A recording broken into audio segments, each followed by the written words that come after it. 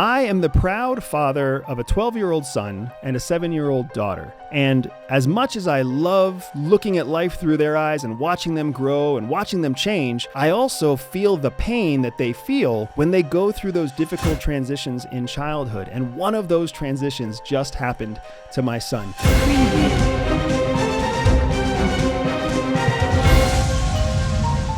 Now, for anybody out there who has had braces, who has had their teeth corrected, who has had any kind of significant mouth trauma, this conversation is for you. Because my son is the most susceptible person in the family to terrible things happening to his mouth. When he was 6 years old, he was swinging on a fence. Now, in my parenting defense, I told him that he shouldn't swing on the fence. But like any parent of a 6-year-old, they oftentimes don't listen to you. So he swung on that fence over and over again because he got excited, because he loved the fence, because he loved to feel his feet swinging in the air, until one day he slipped and he fell and his teeth hit the metal fence. When that day happened, teeth shot out of his mouth, other teeth cracked, his bottom jaw stopped working. It kind of hung there, limp, and it put me and my wife into a tailspin of, what do we do next?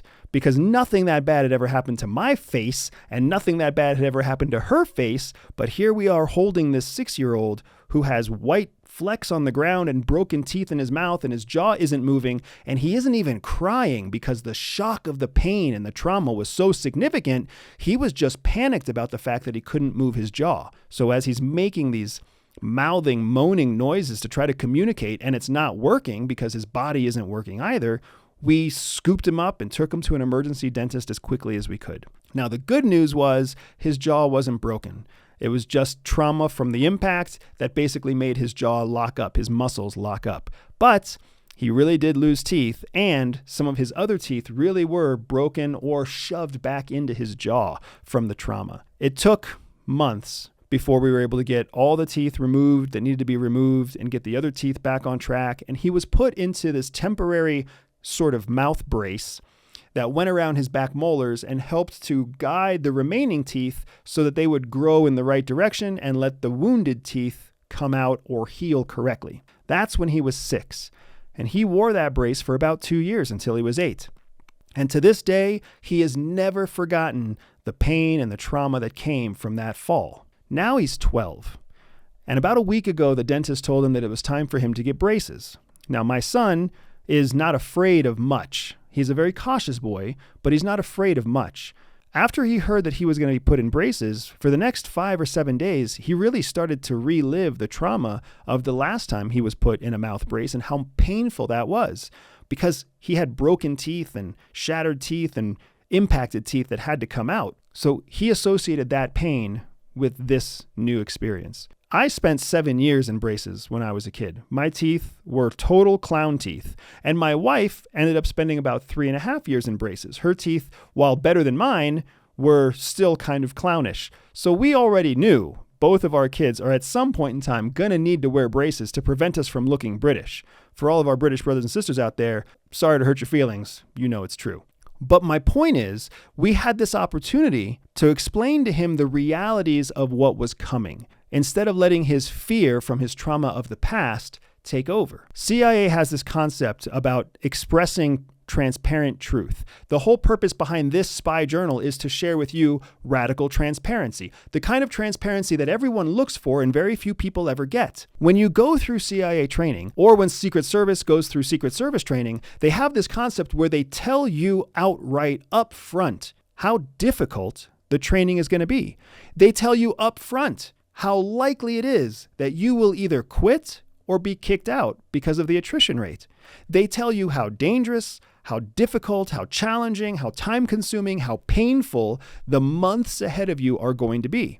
Yes, part of them is testing you for tenacity and testing your persistence, your courage to move forward with the training. Absolutely. But the bigger part of it is they're doing something else. They are triggering in you the understanding, the recognition, the acceptance that you are about to do something hard.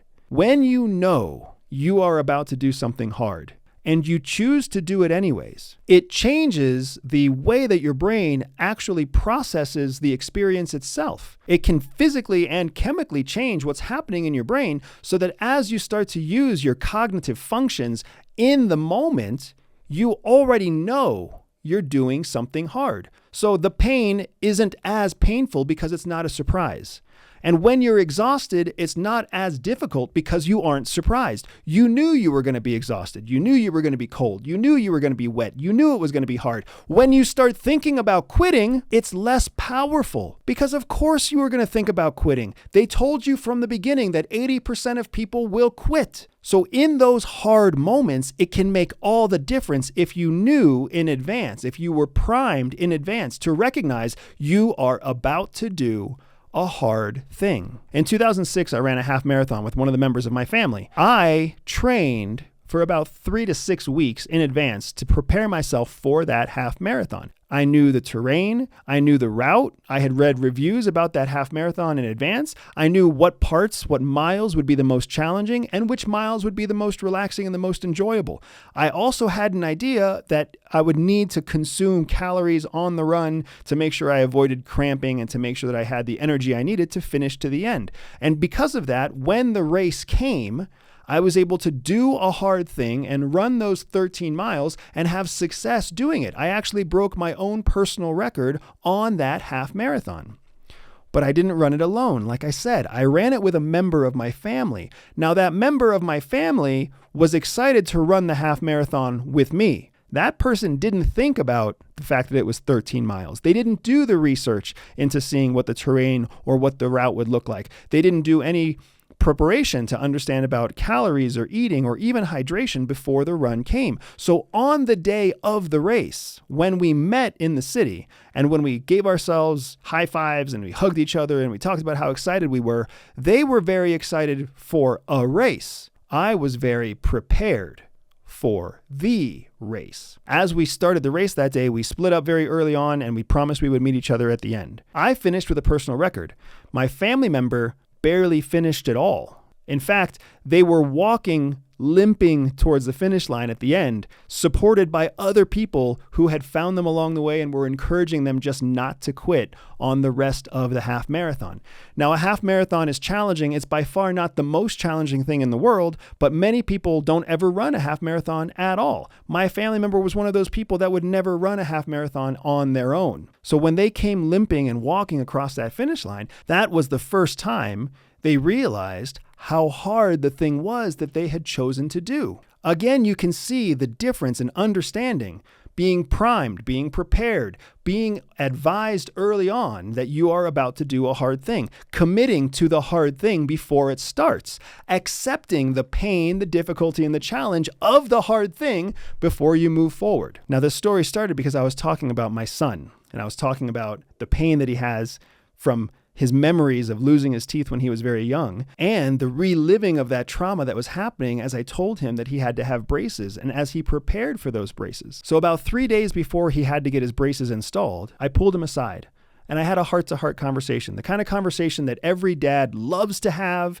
and every kid wishes our dads had with us more often. Those conversations that you know are going to be a lifelong memory for you and you hope will be a lifelong memory for them, even though it probably won't. But I had one of those heart-to-heart conversations with my son and I told him, look, you're about to wear braces. It is a hard thing. They will make your mouth hurt.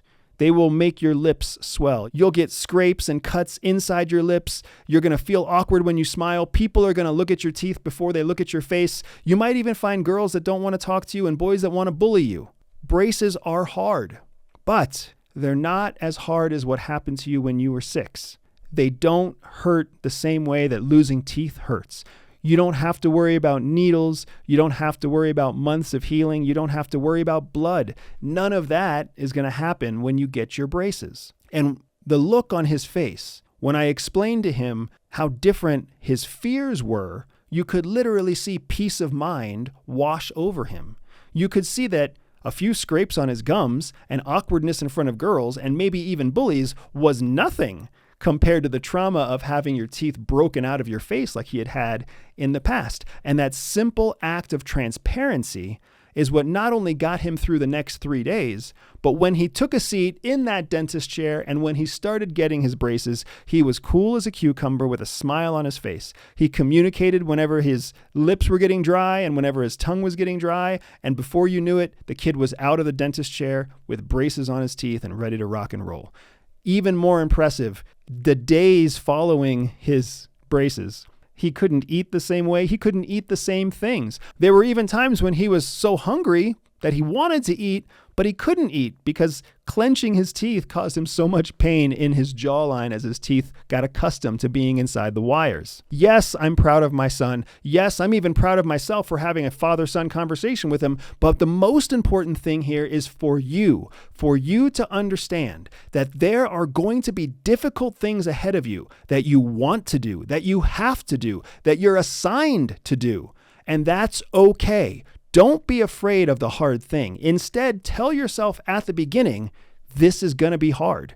Do the research to learn just how hard it's going to be. Whether you're learning a new technology, whether you're traveling to a new place, whether you're taking a new job, whether you're working with somebody who has a reputation of being hard to work with, it doesn't matter. Accept up front, it's going to be hard. When those hard things come, you will be able to process them better, make better decisions, have better judgment in each of those moments simply because you primed your mind to be ready for the hard thing that you have to accomplish. I've been doing hard things for the majority of my adult life. CIA has been doing hard things for multiple decades, and intelligence officers have been doing hard things since the dawn of civilization. Hard things will never go away, but being one of the few people who can handle a hard thing well is a unique advantage that will always serve you now and forever until the day that you no longer walk this planet. And if you can exercise this bit of knowledge, if you can impart this knowledge to your next of kin, your next generation, your legacy supervisors in your company or your business, you are going to transform the trajectory of your success simply because you are preparing people to do a hard thing before the hard thing starts. You are essentially making the hard thing less hard for them and for yourself. I'm excited to share the hard things that I have coming up in my future personally, professionally, with my marriage, with my kids, with my business. And I hope that you're excited for the hard things coming your way too. If you've learned something today that you found interesting, I hope that you'll leave a comment, like, subscribe, and share this conversation with a friend. And if you want to know more about me and how I built my business and what I'm doing at Everyday Spy, check out everydayspy.com, and I'll see you on the other side.